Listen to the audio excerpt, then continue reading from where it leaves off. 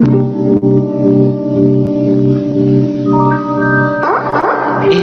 straight talk with no chaser. It gives the people a voice. Empowers you with a choice. She gives you straight talk with no chaser. Straight talk with no chaser. Straight talk with no chaser. Straight talk with no chaser.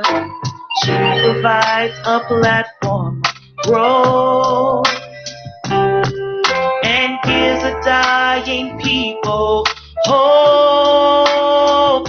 She gives you straight talk, no chaser. Straight talk with no chaser. Straight talk with no chaser. Straight talk with no chaser. Show. This is your host, Rhea Ray Harris. I'm so glad to be with you this evening. We have a 3-part series tonight discussing youth empowerment. My first guest is Ms. Show-Shauntierra Wilson. How are you? I'm great. How are you? I'm wonderful. Now, you do a multitude of things. Yes. You are the author of, let me hold up my book, True Survivor. You used to host a radio show on Intellectual Radio, and you are going to come back? Yes, I'll come back in January. You'll be back in January. You also founded your own youth organization. I did. So we're going to talk about all 3 of those tonight. Okay. But firstly, tell the listening audience and viewing audience a little bit about you. Well, like she said, my name is Show-Shauntierra Wilson. I am 18 years old. I'm a senior in high school, and I am the author of True Survivor, in which I published when I was 16 years old. And I also have the Youth Foundation, which is for girls ages 5 through 18, which our main goal is to basically just uplift them and promote self-love and high self-esteem. You failed to mention that you're graduating early. I am. I don't know how I forgot that. I'm graduating early as a senior in December. Now, what motivated you? Because there are people that are 3 times your age that have not put together that much. What motivated you to write the book, firstly? Well, basically, I mean, in middle school, I was bullied to a certain extent because of the way that I spoke. I kind of really didn't fit in with the African American girls at my school because I guess they felt that I was a sellout because of the way that I spoke and the things that I were doing. And so it was hard for me to kind of find myself. And so instead of, being a bully to other people or lashing out in anger, I decided to put my pain out on paper and write. And that's how I wrote my book. And you said in your book that you were actually encouraged by one of your teachers. Mm-hmm. Yeah. What kind of relationship did you feel like you had with that teacher for it to have that type of impact on you? Because a lot of young people now don't seem to have such a great relationship when it comes to school and the administration and their teaching staff. Yeah, definitely. Mrs. Gallagher was my 6th grade teacher, and she was the one she didn't read the True Survivor yet, but because I hadn't wrote it or anything, any drafts, but she did read a small segment of a short story that I wrote.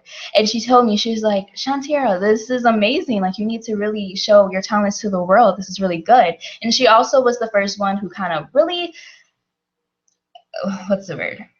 really brought the love that I didn't know that I had for reading and writing. It was her class. She was a language arts teacher. So. Now, is this your only book that you've published so far? No, I did publish the first one. It was called True Survivor as well. But what I did with this one, we kind of redid it a little bit. We kind of revamped a little, and we put part 1 and part 2 together with that novel. Okay. Now, this isn't the last one. No, of course not.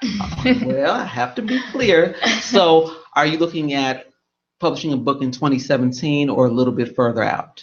Yeah, definitely another book. I think I'm pretty much done with that series. I mean, I know a lot of people told me I got to find out what happens next, but I think we're going to close True Survivor, and I want to try something different. Like, I was thinking maybe I could do a horror novel, or I can do something for a children's book, because I've always wanted to do that for the little kids. So, but definitely writing more in 2017. Let's talk a little bit about the organization you founded for young ladies. Again, was that based on the bullying you had experienced, or was it another catalyst? Yeah, in a sense it was, because I know firsthand how hard it is to go through something like that, and to kind of feel like there's no one there that you can talk to that understands you, not really wanting to get adults involved or any of the school administration involved. And, I just wanted them to have a safe haven where they could really be themselves. You know what I mean? It's so important for girls to be able to feel comfortable in their surroundings and just know that they're not alone in whatever they're doing, and to always stay motivated and that they can achieve anything, no matter how old or how young they are. And when you hosted the radio show, why? Because this is a lot of work sometimes. Why did you choose to do that?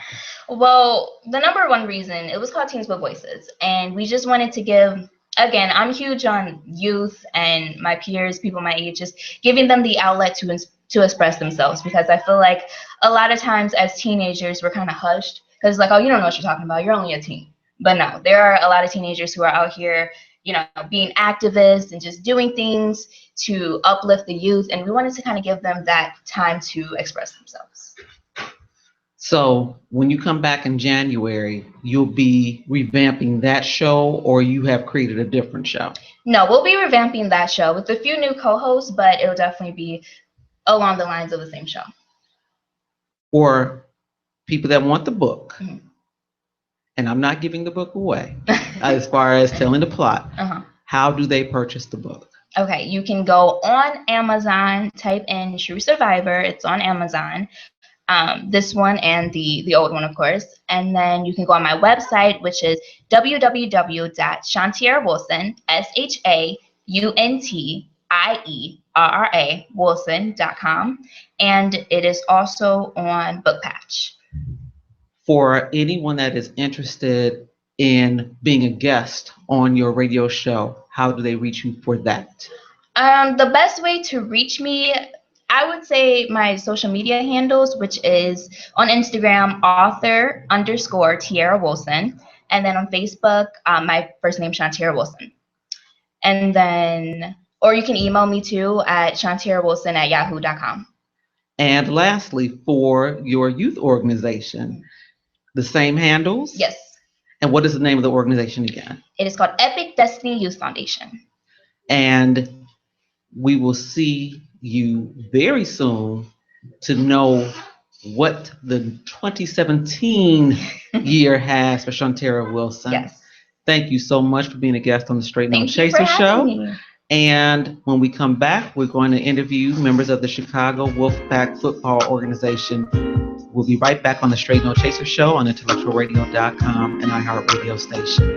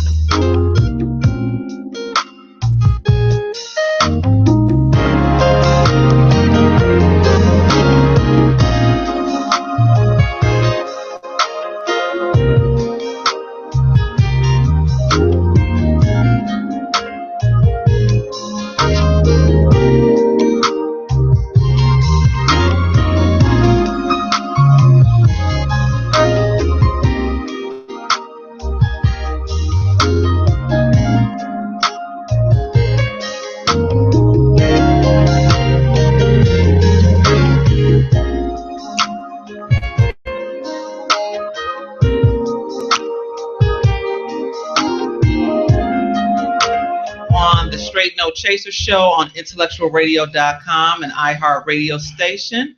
I have now, with part 2 of my youth empowerment show, Coach Ernest Radcliffe from the Wolfpack organization and some of his players. How are you this evening? Oh, thank you. How are you doing? Good. Everybody's well. Everybody's doing well. Yes. Let's give a little history. The Chicago Wolfpack football organization has been in existence since when? 1997. And it was founded for what purpose? After I finished playing myself, I wanted to give back to the community. And it was you want to tell the people what you played, man. Oh, I'm sorry. I played professional baseball for 5 years, and also played some high school football and a little bit of college football. So I wanted to give back. I started the program at the Southside YMCA. We started out with about 20 young men. Now we have 120 football players in the program. We have 4 divisions, 8U, a 10U, 12U, and 14U. And then we also have 39 cheerleaders as well. But it was basically designed to give young people an opportunity to be in a positive program and, to keep them busy, check their grades, and also give them something positive to do, besides some of the things that's going on in the city now. And out of these young men, how old are you all? I'm 14. 13. 14. 14. And can each one of you tell me just one thing you feel like you benefited from being a part of the Wolfpack organization? One thing I benefited from Wolfpack is teamwork, because it don't take one person just to win. It takes a whole team to win. All right. I feel that a family. We all stay together and play together, work together. All right. I feel like I became like a better man as a person because like it helped me develop like who I am and what I want to be in life. I feel more developed, and being around people who have done things that I want to do, it makes me feel better knowing that I have a better path to that. So, and it has also gave me discipline. All right. Do all of you feel that because you're around people that are walking a similar path, that you're more apt to not get in trouble, more apt to be in a positive situation? Yes. Okay. Now this year, I see we have a gigantic trophy down here. Earl, can we swing so they can see this? We have a gigantic trophy, and this young man has a plaque in front of him. Can you hold that up? Now, what's going on with all of this? This year, the big trophy right here, we played in the SNGL League this year, and we had 3 teams that made it to the championship. Our 8U won the championship. Our 12U lost in the championship. Our 14U won the championship. That's our 7th and 8th grade program. And then this trophy right here, we went down to Coalfield, Tennessee last weekend or the weekend before, and we won that championship down in Coalfield, Tennessee. We got a chance to play against some dynamic talent from Tennessee, 2 teams from Tennessee, 1 from North Carolina, and 1 from Georgia.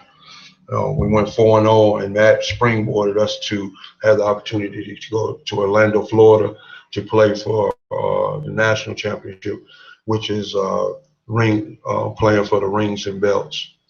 How often do what is considered inner city teams get the chance to play outside of the city? Does that happen often? It doesn't happen often. What I try to do with our program is I talk to the coaches and also talk to the parents and everything. It's my goal to try to give the young men an opportunity and young ladies an opportunity to go out of town every year, so to see something different. And then a lot of these young men want to play. They want to pursue, a college. Their college dream is to play football and everything. And what we do is we put them in different situations where they'll know who they're competing with for a college scholarship and everything. Also, it gives them an opportunity to ride on the bus together, build lifelong, camaraderie. And, these guys are family, for a long time. Like your son who played for the Wolfpack. Who's now thousands and thousands right of kids a long time ago. He's 21 now. So, and he played from 5th through 8th grade. And some of those young men he played with, he's still friends with them. So what you're saying is absolutely correct, and I can testify from my personal situation knowing. Now, going to Orlando, especially at this time of year, I know it's not cheap. No, it's not. What do we need to do as a community to help these young men get this opportunity paid for? Okay. Well, the first thing is our bus. If I want to make sure we're taking a coach bus down, we couldn't take flights because we would have had to have all the money all at one time. Our bus is $12,000, the coach bus, to go down. We will leave December the 25th. We're going to leave after Christmas, after everybody celebrates Christmas, open their gifts, have dinner and things. So that afternoon or evening? That evening we'll leave. We'll arrive down there on the 26th. Once we get there, we'll work out and stretch out, and we play the 27th, 28th, 29th. Championship game being on the 30th, we'll be in the championship game, bringing home the championship trophy. And then we come back on the 31st. Then our hotel rooms, to stay down there, we'll be staying in Embassy Suites. Because that, if I'm correct, that bill is $6,584, something like that. So it's going to take us in a range of $16,000 to $17,000 to get down there, and we still want to, feed all our ball players and everything. So this right here is preparing them for when they move on and go to high school and college. This is the way they travel. This is the things that they look forward to. And then all these guys here are tremendous student athletes. So I want to make sure that we say that as well. Well, I remember you couldn't play without the grades. No, you cannot. And it was the weekly grade check. It was not the every now and again grade check. It was the weekly grade check. So what we have to do is encourage those young people, because we hear so much about the shootings and the negativity and the fights and all this.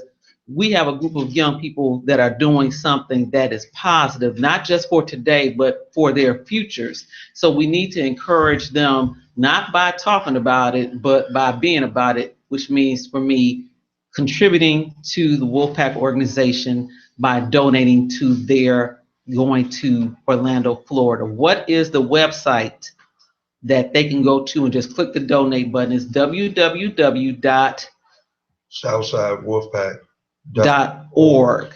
www.southsidewolfpack, one word, .org. Well, I thank you so much for coming on the Straight No Chaser show today. We will definitely promote this venture because it is important to see our young people doing well. Can they give their names right quick? Most definitely. My name is Steve Sweet. And what school do you attend? CICS base. My name is De'Avion Pierce. I go to Bisbee. My name is Daquan Moore. I attend Morgan Park. My name is Tom Sterling, and I attend Robert A. Black Magnet School. Congratulations to all of you, and we look forward to hearing about the even bigger trophy, I would take it, coming out of Orlando, Florida. And with that, we will be back on the Straight No Chaser show with the Money Moment and with our final guest on the Youth Empowerment Show.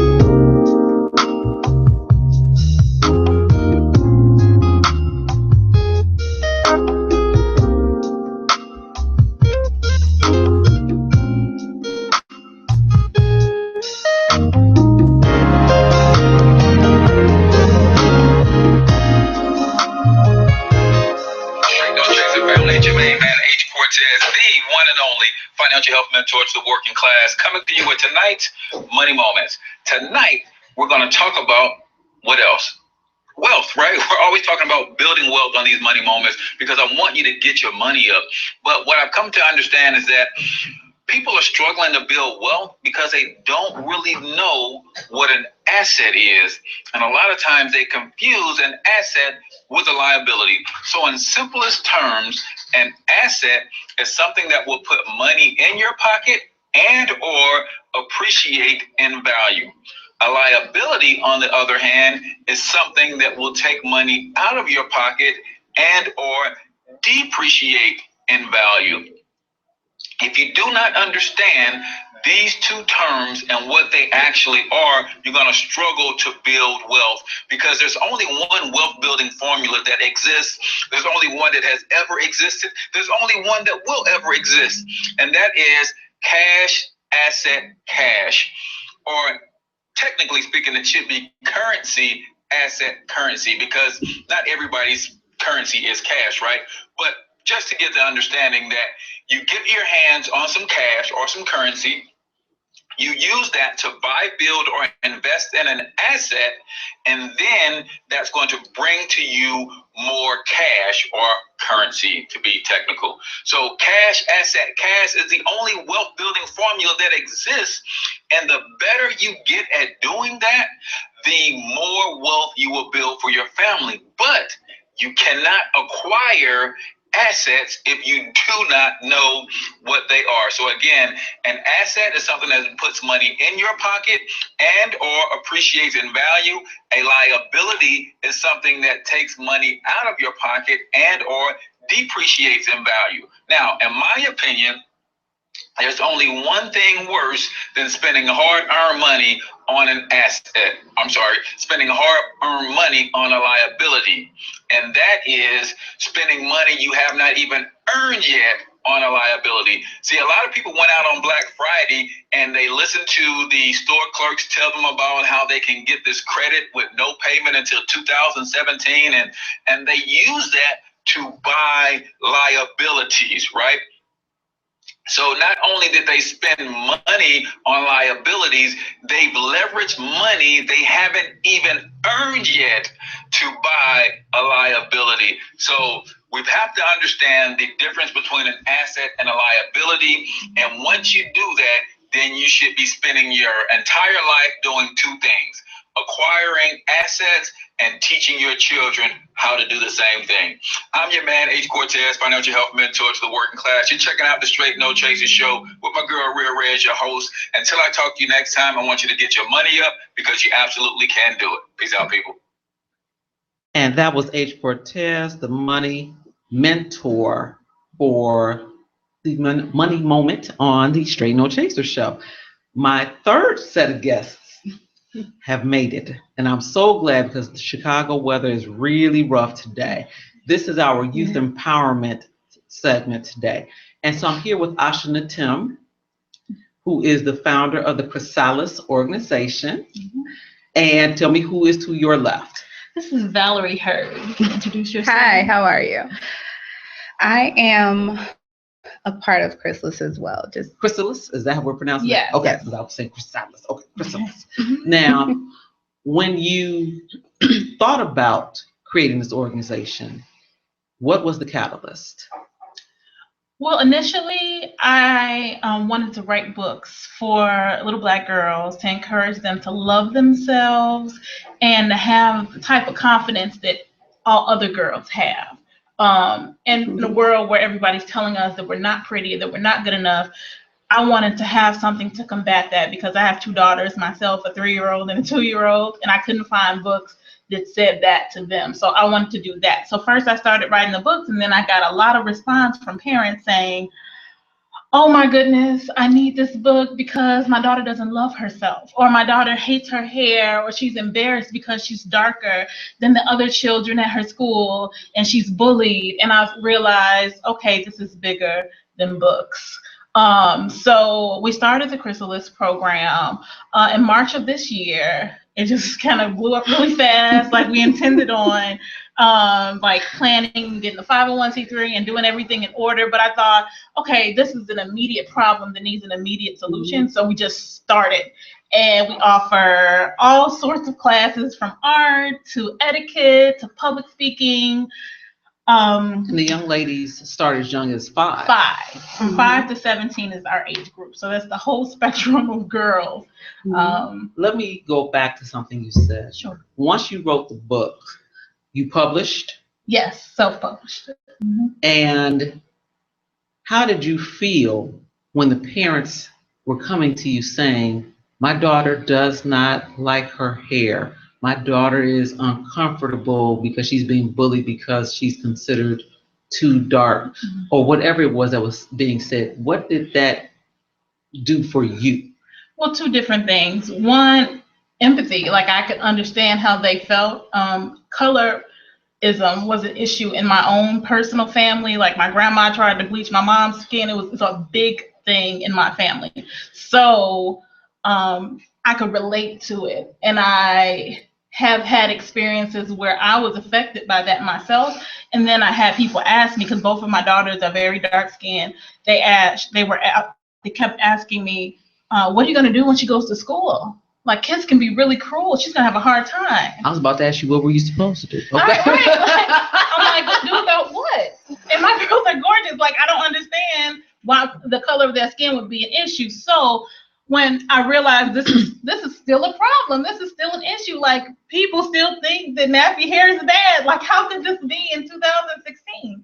And so we want to change the way we think about ourselves, and that in turn helps other people to look at us differently as well. But first we have to love us, and let's do that inside of our community, starting on the inside out, and then it will grow and blossom. But first we have to start with ourselves, affirming us, and then we can teach that to our daughters. Valerie, why did you get involved? Oh, it's something I've wanted to do for a long time. I've always been, I have 2 girls as well, and my girls are a little bit older. And I should knew my girls when they were younger. And so from even that time, my thing was teaching them to be very proud Black girls, be proud of who they are. I just remember, I'm from the South Side of Chicago as well. So, we didn't always feel like we were the best of the best. Somewhere along the way, we were told that we weren't good enough. Our hair's not good enough, our skin's not good enough, the way we speak isn't good enough, our eyes, our bodies, our lips, nothing about us was acceptable. So from the time I had my girls, I made sure they understood that you have what's envied. You are the queens of this world, and everything comes from you. So that was my thing, and I tell my 2 girls that, but it's important that I tell all the girls I know that. I have nieces, I have cousins, I have friends who have daughters, and it's always been a big deal to me. What I saw that was so disturbing to me, one of my friends in the real world, and a Facebook friend, posted a video to show basically how things had deteriorated so much. And to make a long story short, there were some young ladies in a restaurant. And some of them were employed at the restaurant, and some of them, I guess, were patrons of the restaurant. And they were literally, they were all female, and they were literally, some of the employees were fighting some of the guests. So I'm assuming what happened before the video started rolling was there was a personal relationship between some of the 1 or 2 of the employees and whomever came in, and whatever was happening on the block, as they say, came onto that job site. And it had gotten to the point that they were literally, one of them started throwing up booster seats. Wow. And then at a point I hear a crying sound, and the camera pans, and one of the guests had a young child that was old enough, though, to understand that they should be afraid. And I'm like, so you don't understand that you need to take this child out of this environment, number 1. The mother of this child is one of the combatants, number 2. And number 3, instead of trying to de-escalate this, people are video. Wow. So when I look at things like that, and they are not much older, because you start at 5, but you end at 17. they weren't much older than that. Mhm. And so what is your program doing to combat that type of not just hatred of another young lady, but self-hatred? Because to me, to be able to behave in that manner means I don't love me. That's true. At least not enough. So Yeah. what does the Chrysalis organization, had to get that, do to encourage self-love, self-worth, and then love and worth of other women? I think the important thing is even in the title, Chrysalis. A chrysalis is a place where an insect comes and it comes out a butterfly, can fly on the other end. So it's kind of like a cocoon. So the idea of it is you come in as you are, some of them as just babies, 5 years old, some of them older, but the idea is the program transforms them through mentoring, through the etiquette classes. Those are just excellent. Like so much stuff that they just don't know. Even how to set a table. Yeah, properly, and just being young ladies. And I tell my daughters all the time, I'm raising you to be first ladies, not reality stars.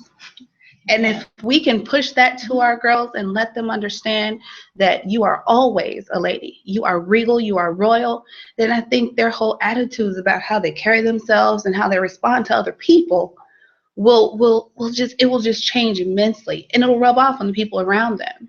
I heard my daughter tell her cousin the other day, my mommy told me that my hair is magical, and it felt so good because it wasn't something I was thinking about at that moment, but that sunk into her. And she remembered that. So no one can come along and tell her that she's not good enough as she is. So we want to build them up, let them know how amazing they are, and teach them the things that not all of them are getting at home. In the situation you spoke of with, on the video, those are the girls we really want to touch, because it's not a jab at the parenting, but we know that there's a lot they're not getting at home and in the schools that they're in. So they have to get it from somewhere.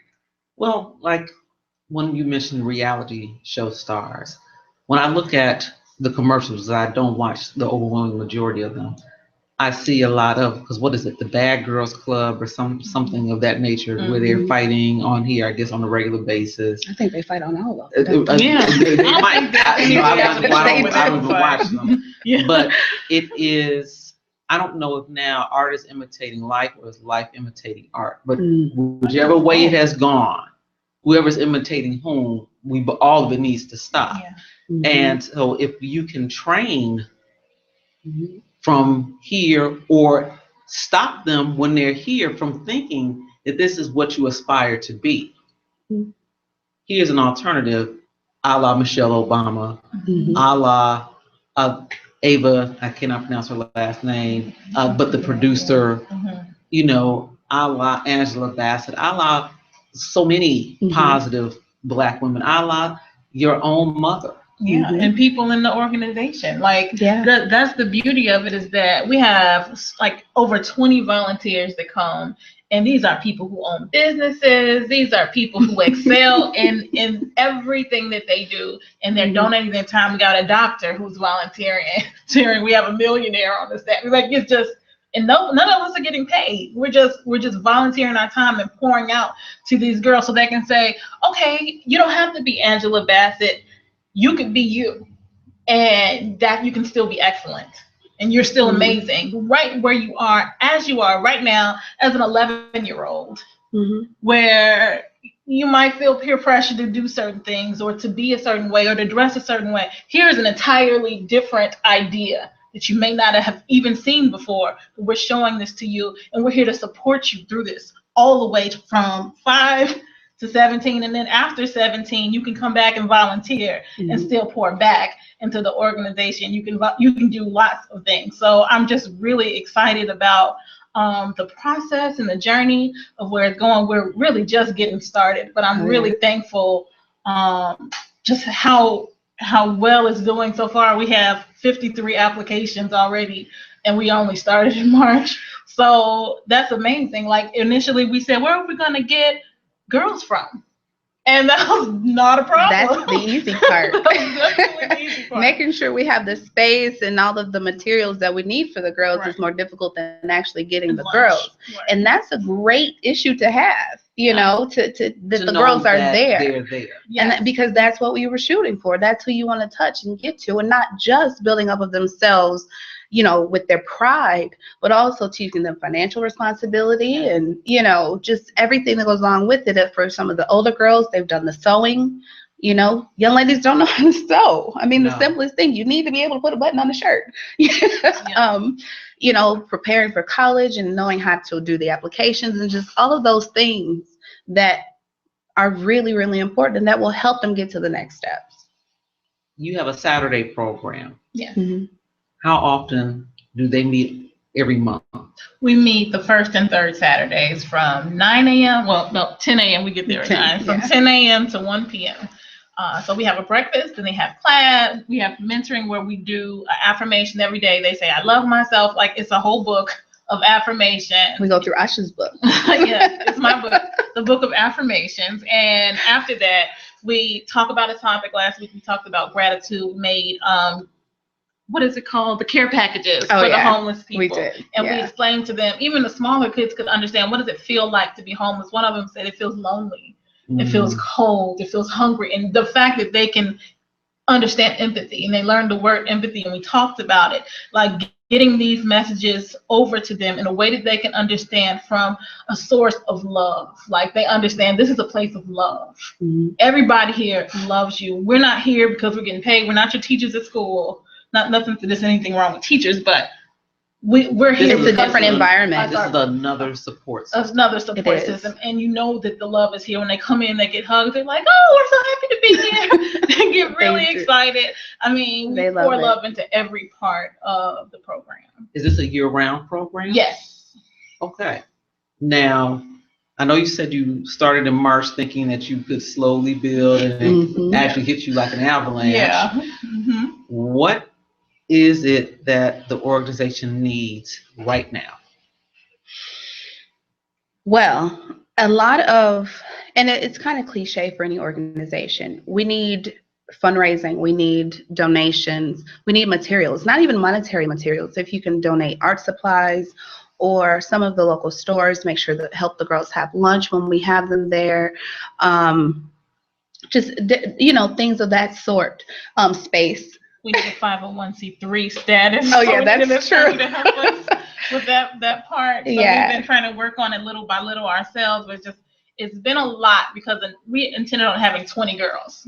And I said, okay, we're gonna just cut it off at 25, but then I didn't. Then we cut it off at 30. Yeah. Then so now we're like, it's so many people, and not only do we offer the program to the young ladies, their parents stay. Mm-hmm. So we have financial literacy classes for them, health and fitness class for them, and so we feed them breakfast and lunch on Saturday. So those are the things that we mostly need right now, making sure we have space, because right now a lot of it is coming out of Asha's pocket, you know, and then those of us, we all donate and do little things every week to make sure that we can keep going, because there is no stopping now. Right, like you can't.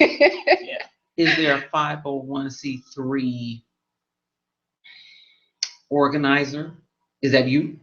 No, that's not my strong point. I had an accountant and he had to take a break, so that responsibility has kind of been passed around, but never really completed. Okay. So that's why we went from March to almost December, and we still haven't completed it, but we're working toward it. But they would if there is someone who would like to donate time, supplies, funding. And especially if there's someone out here who works with 501c3 and grant writing proposals that would want to donate their talents. Yes. Who do they contact? They can contact me. Asha and Tim. You can contact me on Facebook. You can email me at the Chrysalis program at gmail.com. Okay. Now, one last thing before we go. When the young ladies come twice a month, what is the feeling that both of you are left with when they leave? First, a deep breath. Because it gets to be a whirlwind a lot of times. It's like, okay, we did it. Yes. There's a sense of accomplishment because every week it's like we have the discussions. Are we going to be able to do this? Are we going to be able to get this done? Oh, darn, we need this, I need that. And every week it comes together. And so such a sense of accomplishment. Like it literally gives me chills because it happens.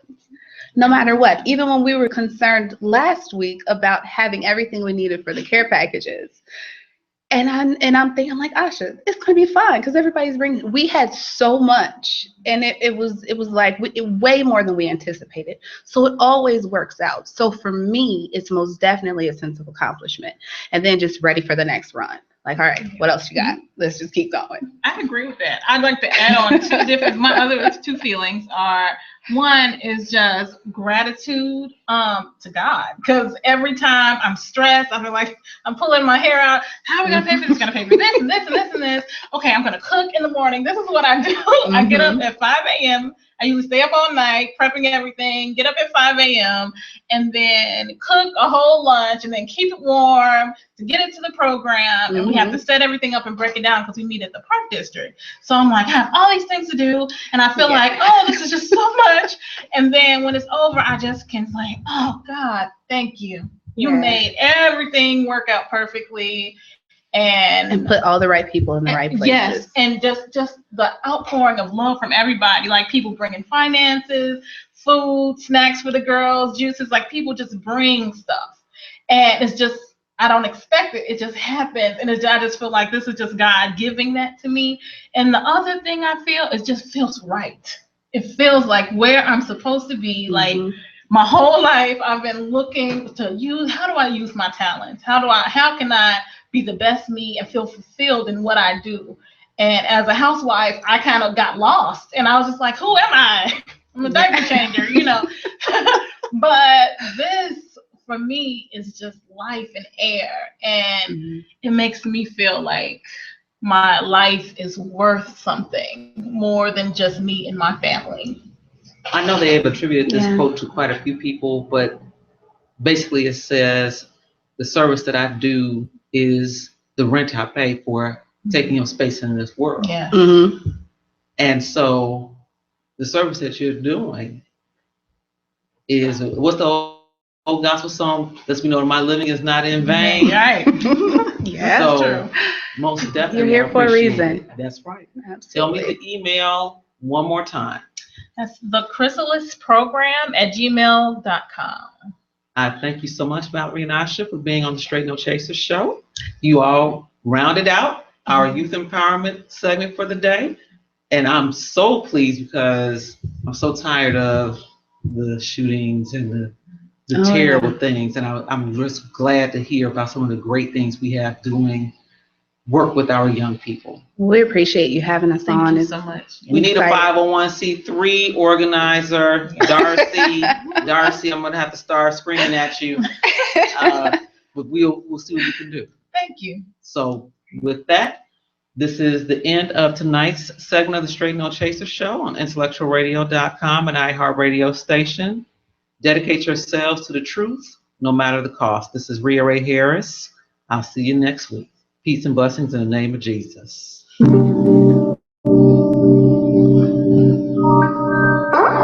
It's straight talk with no chaser. It gives the people a voice.